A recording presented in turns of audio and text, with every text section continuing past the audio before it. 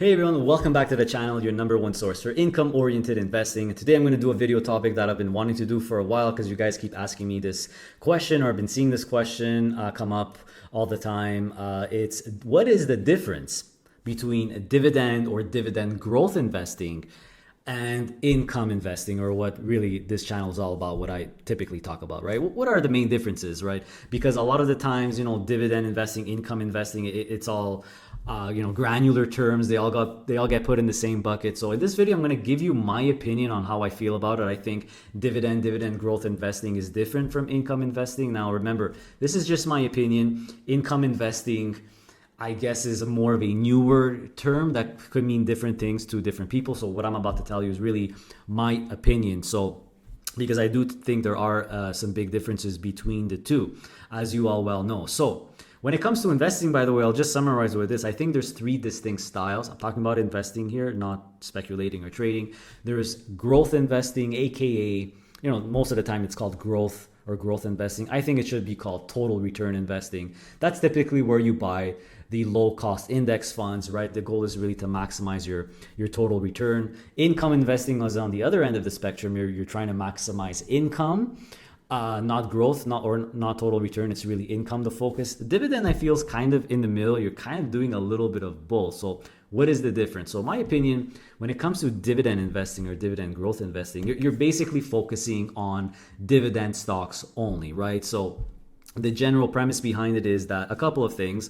There's really two, I feel. The first one is obviously to generate dividends, and more importantly, growing dividends over time. Hence the term dividend growth or dividend growers. You'll hear that, dividend grower stocks. Well, this refers to dividends being grown over time, right? There's also that expression, dividend aristocrats, dividend monarchs. So these are all like accolades given to stocks that have raised their dividends, never cut them throughout the years for X amount of years, right? So whether you're picking and choosing individual dividend stocks or just going with a dividend themed ETF, that's really dividend investing or dividend growth investing to me.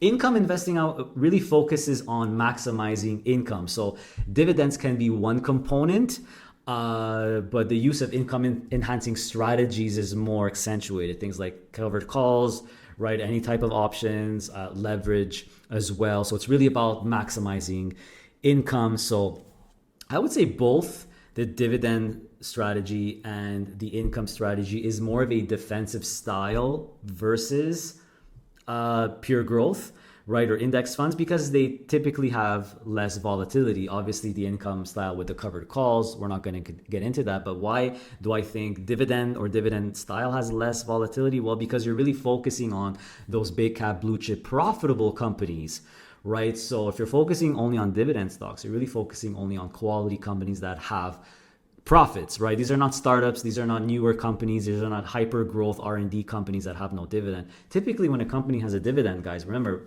dividend is a profit. These are profitable companies. So they're typically long-lasting, well-established stocks, basically. So when it comes to, some advantages or some general guidelines typically is, compared to the income style, is that these ETFs, we'll stick with ETFs, they'll have lower fees, right? Dividend ETFs will have lower fees than covered call ETFs, for example. And as a dividend investor, you're really playing the long game, I feel, for your dividends growing. But the main risk is obviously dividend cuts, right? If the company's in trouble, they could cut their dividend.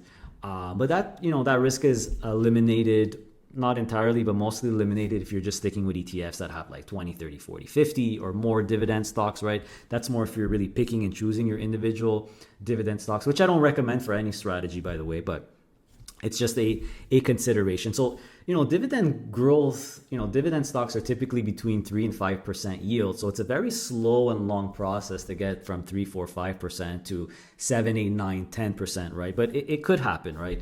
Another thing is that you are capturing the full appreciation of these stocks, right? There's no covered calls.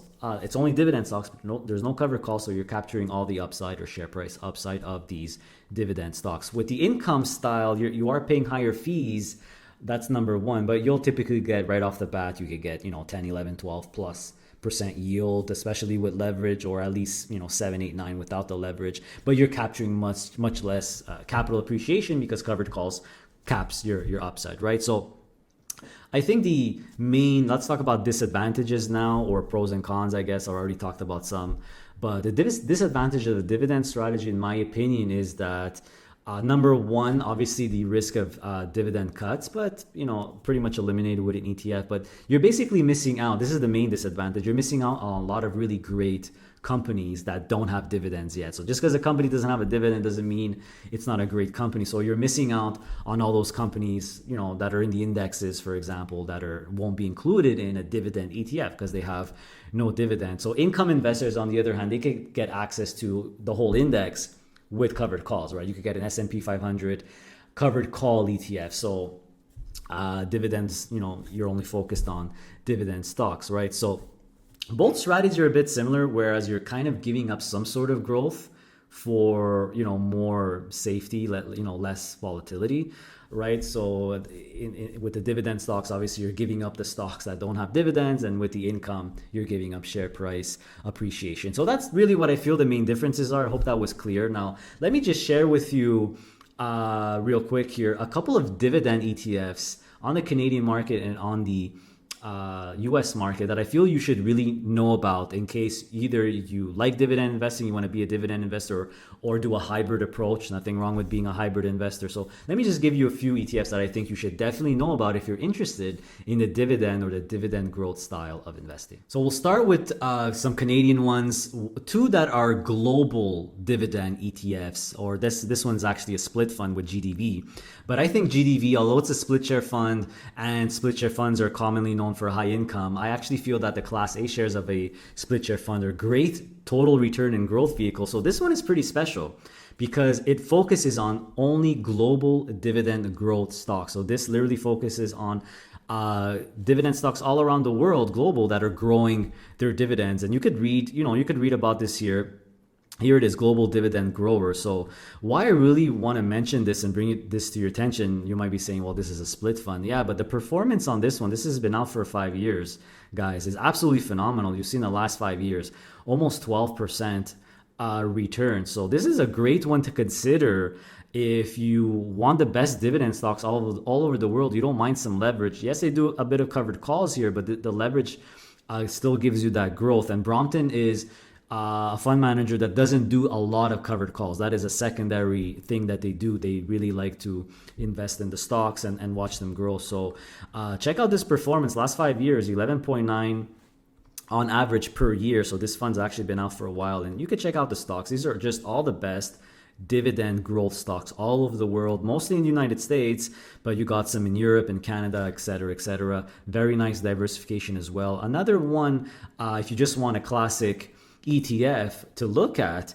is a Middlefield Sustainable Global Dividend ETF. Again, global dividend stocks here, guys. This is an actively managed fund, so yes, it does have a high management fee, but again, I'm not showing you this for no reason. Fantastic returns you see here the last 5 years, last 10 years. This has been around for a while, since inception, over 11% per year on average. So really, really nice returns. So if you like Middlefield, you could check out the stocks, but again, it's you could check out everything here. Let's just go real quick.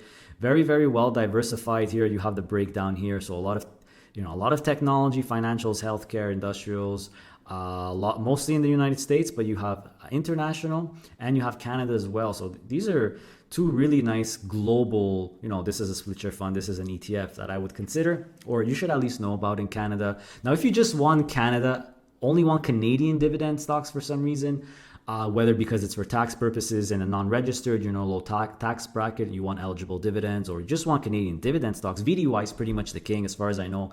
It's always, one of the top performers. Very low management fee, just like classic Vanguard, yield of about 4.5%.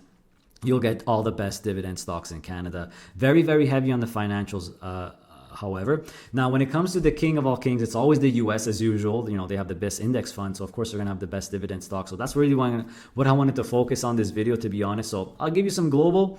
You got some Canada options. Let me give you 3 dividend growth ETFs I really think you should be aware of that focus exclusively on the U.S. So the first one is again from Middlefield, the Middlefield U.S. Equity Dividend ETF. So dividend stocks, but only in the U.S.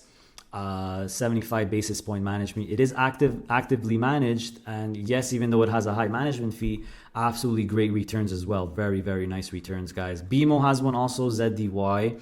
Also some great returns. Focuses on dividend stocks only in the US. You'll be able to see the returns here. Here they are. So 5-year, 10-year. So yeah, I mean, I don't want to do full analysis. You could check these out for yourself. These are just the ones I would consider and research if you're interested. I think the best performing one, however, is VGG. So, and again, I'm still in the Canadian market, by the way. So all these are on the Canadian market.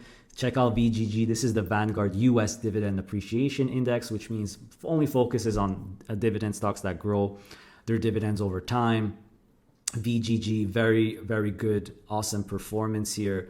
Let me just go to performance. You see that here, absolutely exceptional. We're talking the 13s on average. So obviously, really, really good options here.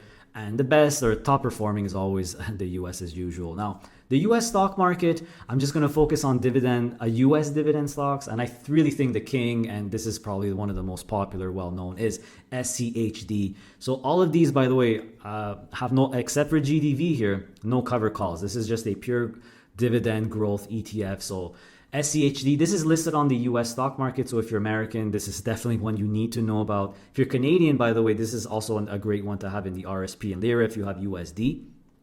Because there's no 15% withholding tax on any income, extremely almost non-existent management fee, and it's really the best US quality dividend stocks. And one competitor that's pretty close to it, but I think it's underperforming it a little bit, they have the same expense ratio, obviously they're competing, is VIG from Vanguard. So VIG, SCHD, both listed on the US stock market. Vanguard Dividend Appreciation Index, once again, phenomenal performance here, pretty good. After 10 years, you see pretty high, but I think the king undoubtedly is the Schwab US Equity Dividend Equity ETF. So just wanted to share with you a few ETFs I would definitely not recommend, but at least you should know about if ever you're interested, and you could do some research, figure out which option is best for you. So hope this video was informative, and see you next time. Hey, don't go yet. A few reminders before you leave. Did you know that I launched a YouTube loyalty membership program where for only $3 a month, you could become a PII Inner Circle member, where you will gain access to exclusive content, exclusive videos and live streams, as well as other perks and benefits, including a really cool weekly opportunity report. That's right. If you're interested, just click on the little join button next to the subscribe button to see what it's all about. Also, make sure to follow me on Blossom and download Blossom. It's a social investing app, which is really cool. You could share your portfolio, follow other people's portfolios, including my own. My username is Adrian_PII. So download it with the referral link below. Not only is it free, but you could actually earn cash by taking these really small, quick 1-minute courses. Really awesome. It's a no-brainer. Also, make sure to visit our website, passiveincomeinvesting.ca. That's where you could book a one-on-one private coaching session with yours truly, with myself, where you could ask me all the questions you want. All the information and booking information is on the website. Make sure to check out that video on the homepage there to see how to book a one-on-one properly. Also on my website, you could purchase my digital product, which I'm very proud of, the Ultimate DIY Investing Package. This is a reference tool or a companion tool that will help you build your own portfolio. So it has lists of funds, it has sample portfolios, and it covers both the Canadian and US stock markets. And the good news is you'll only ever have to buy it once, because it comes with free lifetime updates. And my plan is really to update the version every single year. So make sure to pick it up. Also, I have Questrade and PASSIV referral links below. So Questrade is the broker that I personally use, and PASSIV is the broker companion tool or assistant that I use. Really cool program, really cool software. So I have referral links for both of those. Questrade, $50 of free trades, and PASSIV, I have half off for the Elite membership. If you're interested in the Elite membership, and even if you want to start out with the free membership and upgrade to the Elite afterwards, use my referral code so you could still get that 50% off. And don't forget that the Elite membership of PASSIV is 100% free if you use Questrade. For social media, we have a very successful and big Facebook group, private Facebook group with over 14,000 members, where we all try to help each other out. So make sure to join that group. Information is below. We also have Instagram where you could follow us, or more personal stuff when it comes to our life here in Panama. And there's LinkedIn as well. So as usual, everyone, how do I leave you? Continue to stay safe, stay healthy, and of course, stay passive. See you next time.